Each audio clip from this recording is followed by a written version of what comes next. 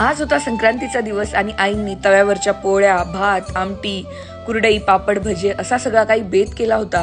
त्यांनी सुगड पूजली होती, देवाला नैवेद्य दाखवला. माझ्यासाठी त्यांनी थालीपीठ बनवलं होतं, ते माझं खाऊन झालं. नंतर ऑफिसची कामं होती, ती कंप्लीट केली आणि त्यानंतर आईंनी जेवणासाठी माझ्यासाठी गरम गरम भजी आणि पुरणाची पोळी केली. आम्ही दोघींनी जेवणं केले आणि संध्याकाळी संक्रांतीचं वाण देण्यासाठी आईंच्या मैत्रिणी येणार होत्या सोसायटीमधल्या. मी ऑफिसची कामं पटापट आवरली आणि संध्याकाळी रेडी व्हायचं होतं. मग आई मंदिरात गेल्या, त्यानंतर मी रेडी झाले, हलव्याचे दागिने घातले आणि ते सगळं करून आम्ही सोसायटीतल्या बायकांना वाण दिला.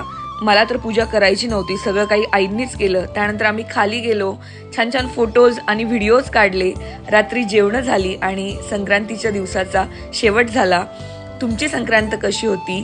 तिळगुळ घ्या, गोड गोड बोला. मकर संक्रांतीच्या सगळ्यांना खूप खूप शुभेच्छा.